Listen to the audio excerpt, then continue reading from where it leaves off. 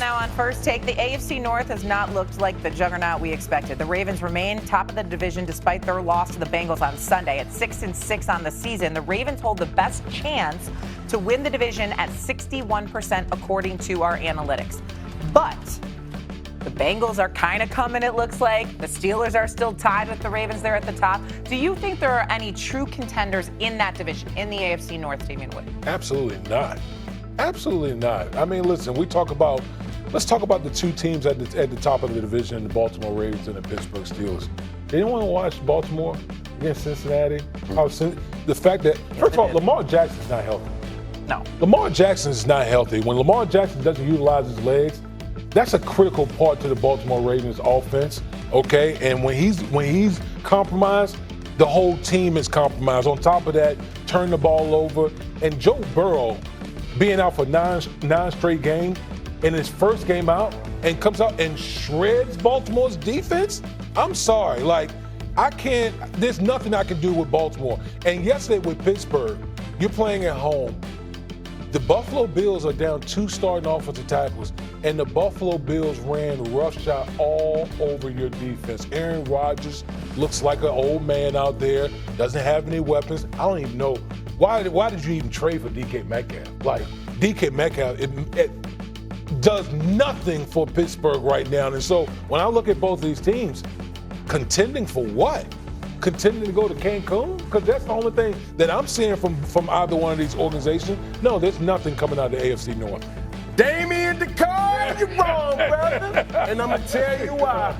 It's unfortunate that we have certain expectations and passes and sweeping this under the rug that we don't have for everybody. All game changers should have the same prerequisite of expectation. Matthew Stafford doesn't have an ideal Matthew Stafford type of game, and then what do we say? Oh, man, that's just a bad game. That was Stephen Anthony's response. Well, for me, has Lamar Jackson been healthy? Who knows? But I don't expect that Lamar Jackson to keep playing the way this Lamar Jackson has been playing the last couple of weeks, okay? Once he figures that out, then the Baltimore Ravens is off. Now, is it ideal? Is it something that we're used to them playing like? No! But to say that they're not a contender? Oh, come on now. We know who Lamar Jackson is. We know what the Baltimore Ravens are. We know who Derrick Henry is. All these, they have the pieces. It's just about performing. And once they decide to perform in unison, playing complementary football in all 3 phases, then we'll have a very clear-cut dynamic in the AFC North. Okay, so you think the Ravens could be a contender? Stephen A? Well, yeah, I agree with Cam, but let me throw out this scenario. Is there any possible way over the last 5 games of the season that the Bengals can sneak into the mix? Because we know that Baltimore and the Steelers are fully capable of losing a couple of more games. Cincinnati's only a couple of games behind them. Who knows what the hell could happen? And here's the thing. It's not about Cincinnati and them scoring, because we know when Joe Burrow's in a lineup with Jamar Chase, they're going to put up some points. They didn't even have T. Higgins last week. But if this defense is holding people like it held Baltimore to 14 points, and let's just say they hold you to under 20 or 25 points a game, can this offense make that kind of noise? I don't think we can summarily dismiss Cincinnati. And I'm certainly not going to summarily dismiss Lamar Jackson in a one-and-done scenario. As electrifying as he is. He is not healthy. He does not look like himself. Woody is absolutely right, but that doesn't mean that it can't get better as the season continues to progress. Who knows? For the Bengals, it was the fewest points allowed in a game so far this season. And to his point, now they have Joe Burrow. Now this defense looks like it's coming along. You're going to rule out the Bengals. It looks like everyone's ruled out the Steelers, but you're going to rule out the Bengals? Who wants to play the Bengals if they're healthy? I'll say this about the Pittsburgh Steelers. And everybody says the Aaron Rodgers situation, he's looked old. Well, Aaron Rodgers didn't sign up for what he's having to deal with in Pittsburgh. The offensive line, inability to create separation with the receiver position. Like you said, DK Metcalf has yet to show why he is even there. Yeah. And here we are in the 4th quarter, or about to approach the 4th quarter of the season. So for that alone, we know who Aaron Rodgers is. From the quarterback football 101 dynamic, He's the let me see what the defense gives me, and I'm going to make my checks. Some of those checks comes at the final second, and you have to be equipped and have that type of understanding of the game with a quarterback like that. When you don't have that, or you're not really watching for the signs, signals, so to speak, it does impact performance. So those are the type of things that Aaron Rodgers is looking at. It's like, yo, we're not good. And on top of that, we're not executing. That's a double whammy. The only intriguing team in the AFC North is the Cincinnati Bengals. Why? Because they can score with anybody. When they're healthy with Joe Burrow, they can score with anybody. And when you're able to score points in this league, you can compete with anybody. So for me, the Cincinnati Bengals is the only team in that division. They ran 80 offensive plays and they didn't even have T. Higgins. Imagine if they get T. Higgins back, okay? We'll see what happens here going forward. The AFC North, though, you could say still two contenders, great records, no, but there's still a lot of season left. Coming up here on First Take, we got major disagreements. Let's start there. Okay, this is, again, turned on its head. The Bears are at the top of the NFC. They knock off the Eagles and the Rams. The Rams fall to the Panthers. Bryce Young, I'll get to you. LA still a heavy fave to win the NFC at plus 240. Seahawks jump the Eagles with the second shortest odds at plus 470.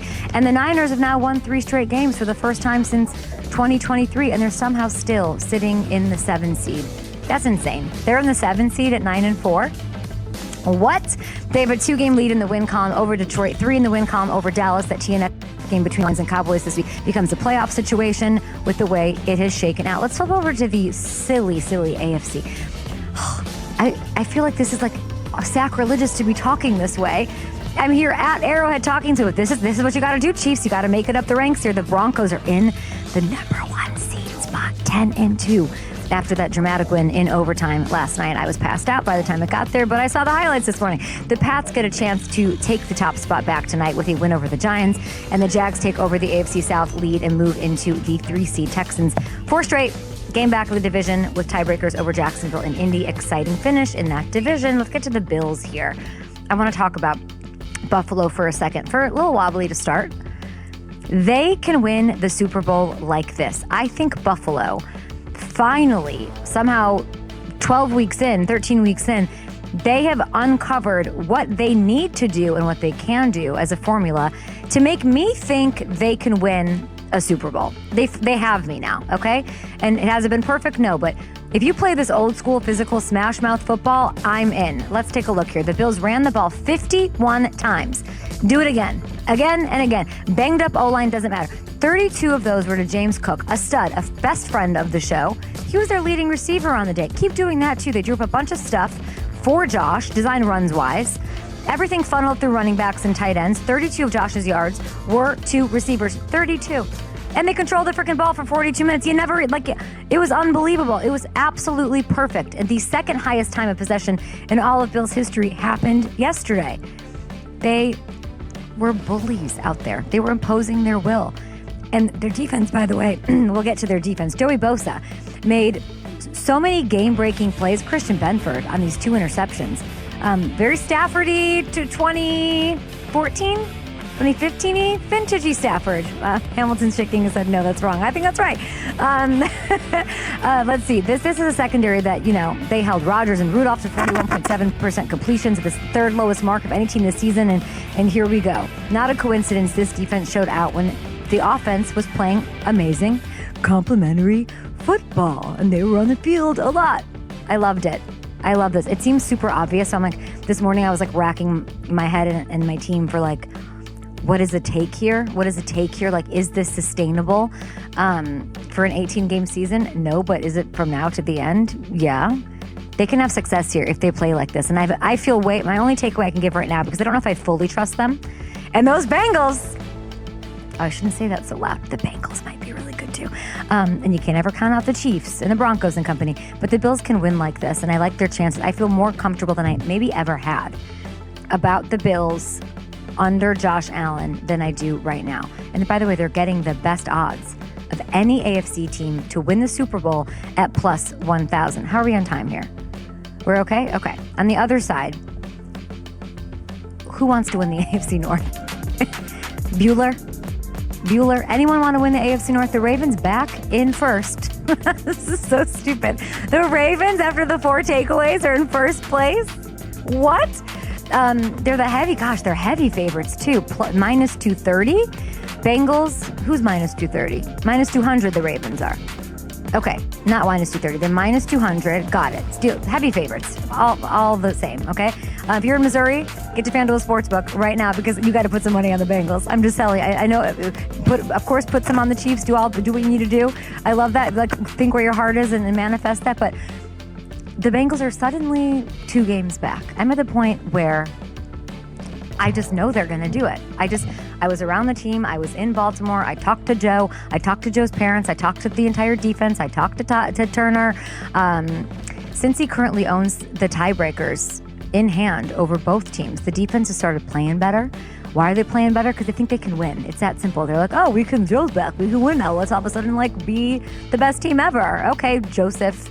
Osai, sure. I love all of this. Geno Stone already had a nice pick off Drake May. Loved that. They're coming together at the right time. Al Golden